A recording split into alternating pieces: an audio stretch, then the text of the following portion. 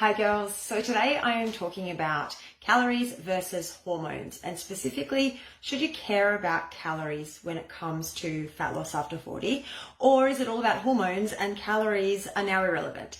This is a really popular topic, so I've done a similar video last year sometime, and it's something that a lot of you guys want to hear about, you're confused about, so this is why I thought it was really important to talk about it again today, come at it from a different angle, and hopefully clarify some things for you. So this is for you if you are confused about the whole hormones versus calories debate when it comes to fat loss after 40. Hopefully by the end of this video, you'll be less confused and it'll all be clear as day.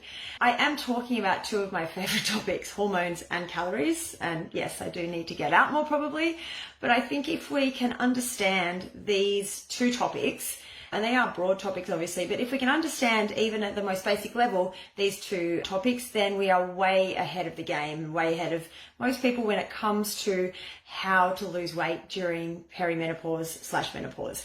I think the important thing to note is that, a bit like I said, they're two of my favorite topics. It's a bit like having, you've got two kids and you're trying to pick a favorite.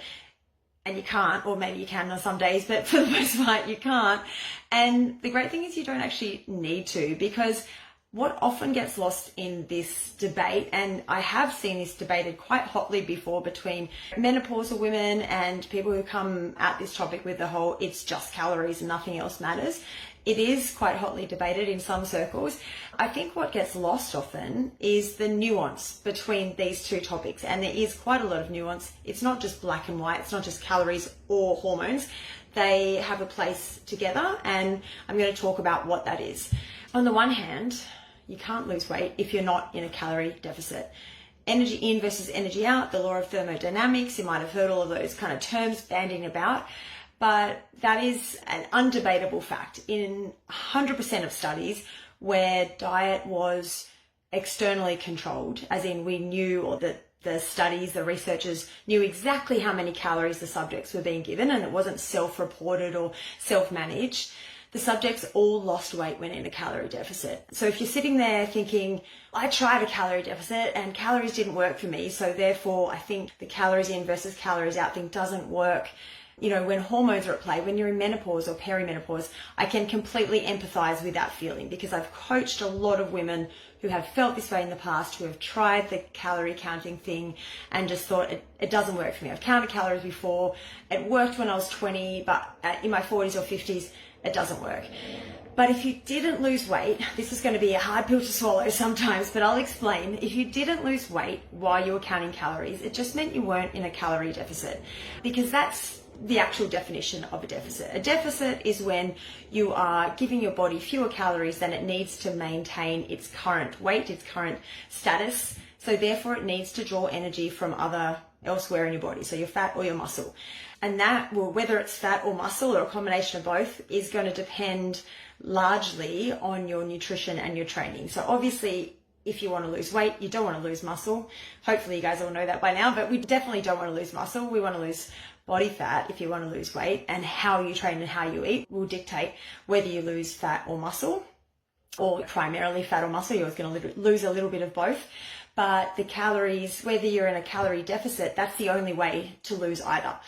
So if you've had this experience before, if you tried the tracking calories thing and it didn't work, you didn't lose weight, the two most likely reasons that you didn't lose weight when you thought you were in a deficit: number one, tracking errors or inconsistency. So user error, basically, through no fault of your own potentially, is like not weighing your food, guesstimating things, eating out or eyeballing them, eating out a lot. Very hard to estimate or track your food when you eat out a lot, because you don't know what goes into it. Not tracking on weekends, not tracking the extra bites and the drinks and the bits and pieces here and there. So that's one reason, the kind of user error when it comes to tracking.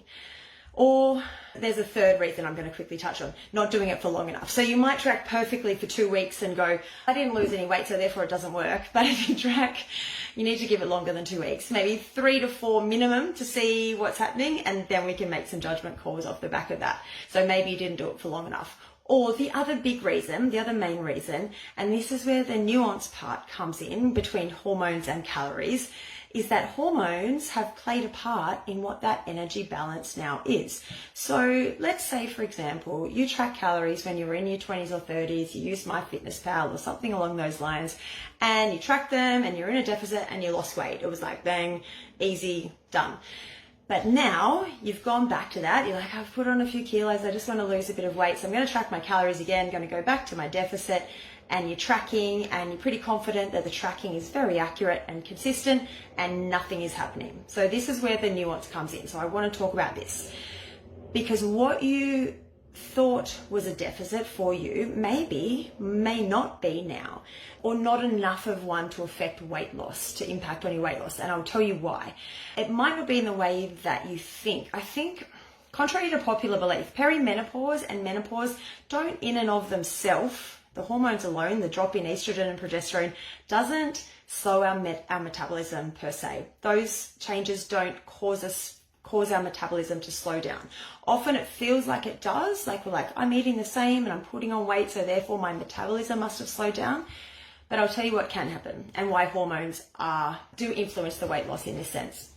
Falling estrogen can impact muscle mass. So muscle is more metabolically active than fat, which means that it burns more calories at rest than if we have more muscle than fat.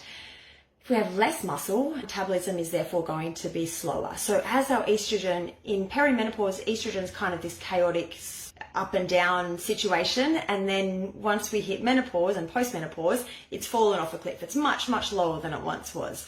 And estrogen impacts your muscle. We know that. So if you're not really working hard against that, and obviously this is something I talk about a lot, but to really fight to maintain your muscle mass through your training, type of training you do and the fueling that you do of your body, then we are going to lose muscle. It's not a matter of if, but when. And probably you already have, potentially, unless you are already really making a conscious effort to strength train and to eat enough protein and to fuel yourself correctly in order to not lose that muscle. And it can be a slippery slope, that slight decrease in muscle mass over the years, and then conversely, the slight increase in fat mass. It might only be 2 or 3 kilos a year. I see this really commonly. 2 or 3 kilos a year doesn't feel like a lot in a year, but 8, 9, 10 years down the track, when all of a sudden it's 20 or 30 kilos, then you notice that, right? But you haven't necessarily noticed it along the way. So that falling muscle can have a big impact over the long term in our metabolism, on our metabolism and on our fat loss or fat gain. Another few ways that hormones can impact your weight. This might be very familiar to a lot of you.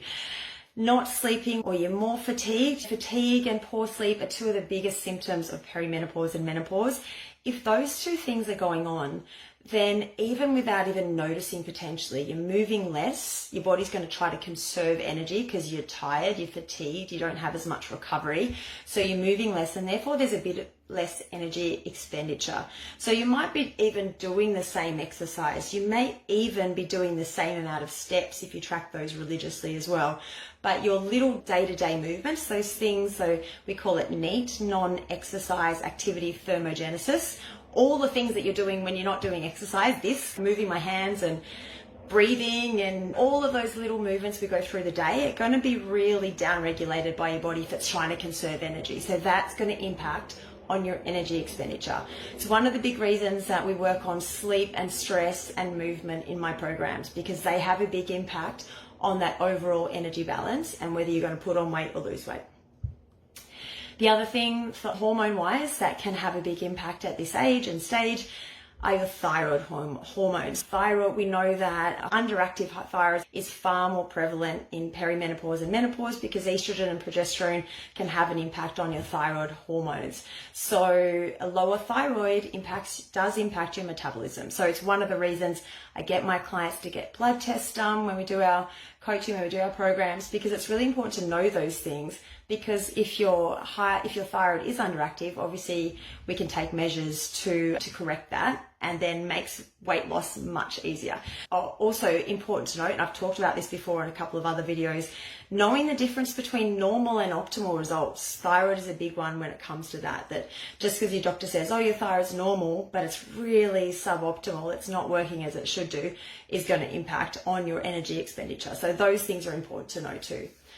So yes, calories do matter. Absolutely. We cannot lose weight without being in a calorie deficit. If you're in a calorie surplus, you'll put on weight. If you're in a calorie deficit, you'll lose weight. But there's a lot of nuance between those two things, and they're important to note. So regardless of your hormones, if you can put yourself in a calorie deficit, you're going to lose weight. The good news is, from that side of things, that we have control over that to a pretty good extent in terms of what we eat and how much we move. And tracking that data means that we can get a pretty good idea of what our maintenance is and how we work out that calorie deficit. But also, I think it's important to acknowledge that hormones might play a part in your energy balance. So paying attention to those hormones and making sure that your sleep is optimal, that you're getting the blood test done, that you're managing stress, all of those things that will impact on the hormones is going to make the fat loss journey far easier. I often equate it to, if you're going to run a 5K, if you're going to run 5Ks, the distance is the same whether you're running along a cement road, an asphalt road, or soft sand. But it's going to be a lot easier to run if you're on that cement, that hard sealed road, than if you're on soft sand. So it's all very well to say, hey, it's the same thing, you just need to be in a calorie deficit. But if your hormones are working optimally, it's going to make that fat loss journey much easier. So it's not a matter of just ignoring hormones and focusing entirely on calories, or vice versa. If we've got the two of them working together, then we've got that kind of the magic formula happening then. I think just to finish off, when I coach women, I know that not everyone wants to track calories and they don't want to do that for the rest of their lives, certainly.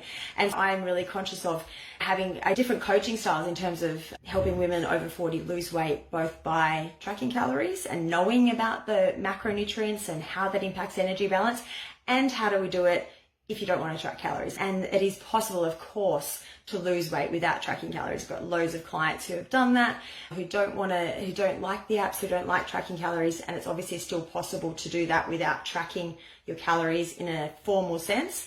But it's also important to note that whether you think about or worry about or track calories or not, they still matter. So we need to make sure that if you want to lose weight, if that's the goal, that you know how to get into a calorie deficit, whether you're tracking or not, and that we know how to manage those hormones as well. As I said, if those two things come together, then we've got harmony and it makes your life so much easier. All right, that's it. I hope that was helpful in terms of maybe settling the debate, if there was one in your mind, about whether it's calories or hormones, and helping make this whole process easier for you if fat loss is a goal at the moment. But as always, please leave me a message in the comments if you have any questions or want me to clarify anything that I went through then. All right, thanks girls. See ya.